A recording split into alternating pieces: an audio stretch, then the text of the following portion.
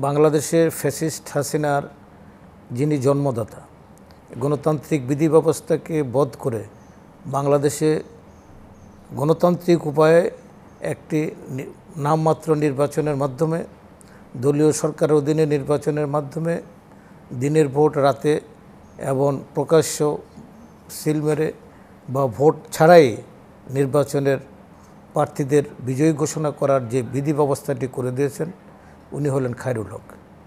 এটা ফেরাউনের জন্ম দেওয়ার জন্য যিনি জন্মদাতা, সেই খায়রুল হক এখনও দিব্যি আরামে বাংলাদেশে আছেন। আমরা জেনেছি। আপনাদের মাধ্যমে প্রধান উপদেষ্টা সহ সরকারের কাছে আমার মূল দাবি থাকবে, এই খায়রুল হকের মতো বিচারপতিরা যেন বাংলাদেশে আর কখনো না আসতে পারে। সেজন্য খায়রুল হককে আইনের আওতায় এনে দৃষ্টান্তমূলক শাস্তির ব্যবস্থা করা, ত্রয়োদশ সংশোধনী বাতিল করে বাংলাদেশের তত্ত্বাবধায়ক সরকারের বিধি ব্যবস্থাকে বাতিল করে এক দলীয় সরকারের অধীনে যে নির্বাচন, এটির ব্যবস্থা করেছেন খায়রুল হক।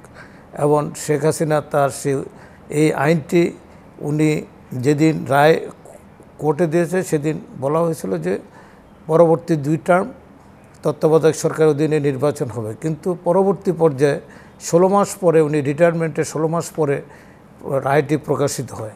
সেখানে পরবর্তী পর্যায়ে দেখা যায় যে তত্ত্বাবধায়ক সরকারের বিধি ব্যবস্থায় বাতিল করে দিয়েছেন। অতএব এই যে অবৈধ কার্যকলাপের মধ্য দিয়ে খায়রুল হক শেখ হাসিনাকে জন্ম দিয়েছেন।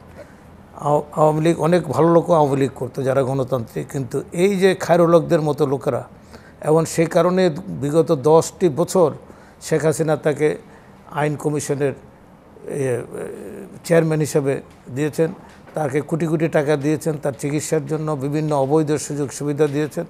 তো অতএব যেই আইন বিচার ব্যবস্থাকে ব্যবহার করে প্রধান বিচারপতির আসনে থেকে বাংলাদেশের একটি অবৈধ বিধি ব্যবস্থা যিনি চালু করেছেন, অবৈধভাবে ক্ষমতা থাকার বিধি ব্যবস্থা চালু করেছেন, এবং ফ্যাসিস্ট হওয়ার যে কারখানা উনি তৈরি করেছেন, সে কারখানার মালিক ফসল হচ্ছেন, কারখানার উৎপাদন দ্রব্য হচ্ছেন শেখ হাসিনা, কারখানার মালিক খায়রুল হক।